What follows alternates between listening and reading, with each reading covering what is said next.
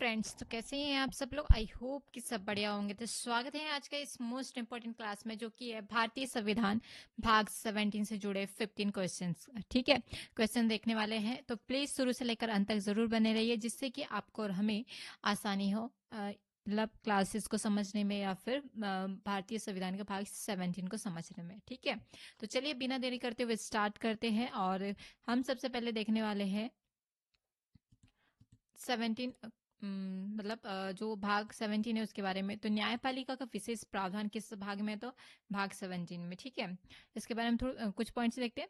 भाग 17 में न्यायपालिका के विशेष प्रावधान और संरचना को स्पष्ट किया गया है। ठीक है, यह न्यायपालिका की स्वतंत्रता, न्यायाधीशों की नियुक्ति, सेवा और अनुशासन पर केंद्रित है। ठीक है, इसका उद्देश्य न्यायपालिका को संविधान के अनुसार स्वतंत्र और निष्पक्ष बनाना है। ठीक है, ये मतलब 17 का कुछ पॉइंट्स देखे हैं हमने।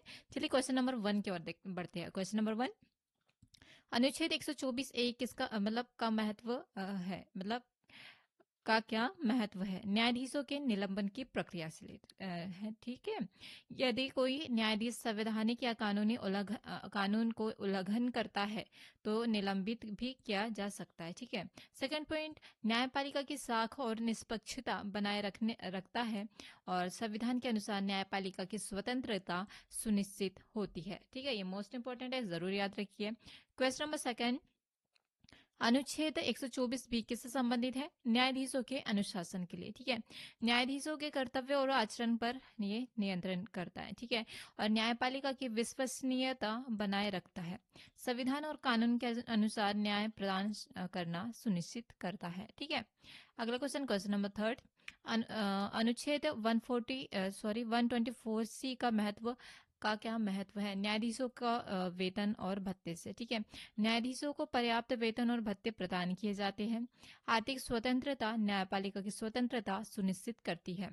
न्यायपालिका के कार्य में निष्पक्षता बनी रहती है। ठीक है, अगला क्वेश्चन देखते हैं, क्वेश्चन नंबर 4, अनुच्छेद 217 किससे संबंधित है? तो उच्च न्यायालय के न्यायाधीशों की नियुक्ति से। ठीक है, राज्य सरकार और राष्ट्रपति की सलाह से न्यायाधीश नियुक्त होते हैं। संघीय संतुलन और न्यायपालिका की स्वतंत्रता भी निश्चित होती है। न्यायपालिका में योग्य और अनुभवी न्यायाधीश भी शामिल होते हैं। क्वेश्चन नंबर 5, अनुच्छेद 218 का क्या महत्व है? तो उच्च न्यायालय के न्यायाधीशों का कार्यकाल। उच्च न्यायालय के न्यायाधीशों में 62 वर्ष की आयु तक सेवा देते हैं। न्यायपालिका के स्थायित्व और अनुभव सुनिश्चित होता है। सुप्रीम कोर्ट के निर्णयों के लिए भी मार्गदर्शन होते हैं, ये जो कि मोस्ट इंपोर्टेंट है। ठीक है, क्वेश्चन नंबर 6, अनुच्छेद 222 किससे संबंधित है? तो अन्य राज्य में न्यायाधीशों का स्थानांतरण होना। ठीक है, न्यायाधीश को किसी अन्य राज्य की उच्च न्यायालय में स्थानांतरित किया जा सकता है। राज्य और केंद्र के बीच न्यायिक संतुलन सुनिश्चित भी होता है।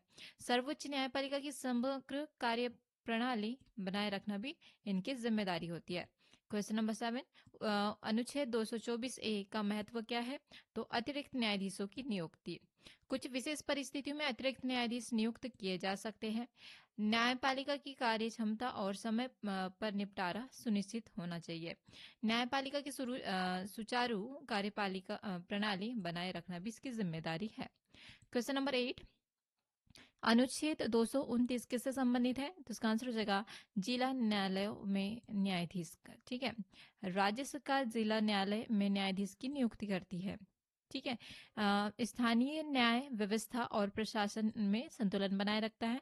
थर्ड पॉइंट, संविधान और कानून के अनुसार न्याय सुनिश्चित किया जाता है। क्वेश्चन नंबर 9, अनुच्छेद 231 का क्या महत्व है? विशेष न्यायालयों की स्थापना से। ठीक है, केंद्र सरकार विशेष न्यायालयों की स्थापना कर सकती है। विशेष मामलों की सुनवाई और निष्पक्ष निर्णय सुनिश्चित करती है। संघीय संतुलन और न्यायपालिका की स्वतंत्रता बनाए भी है रखना इनकी रिस्पॉन्सिबिलिटी है। क्वेश्चन नंबर 10, अनुच्छेद 232 किससे संबंधित है? तो सेवा नियम और न्यायाधीशों के अनुशासन से। ठीक है, न्यायाधीशों की सेवा नियम वेतन और भत्ते निर्धारित करते हैं। न्यायपालिका की निष्पक्षता और स्थिरता बनाए रखना इसकी जिम्मेदारी है। संविधान के अनुसार न्याय सुनिश्चित होता है। ठीक है, क्वेश्चन नंबर 11, अनुच्छेद 234 का क्या महत्व है? तो असम और अन्य राज्यों के उच्च न्यायालयों से रिलेटेड है। सटीक न्याय और न्यायिक संतुलन बनाए रखने इसकी रिस्पॉन्सिबिलिटी है। सेकंड पॉइंट, स्थानीय न्यायपालिका और संघीय संरचना पे योगदान देना इसकी रिस्पॉन्सिबिलिटी है।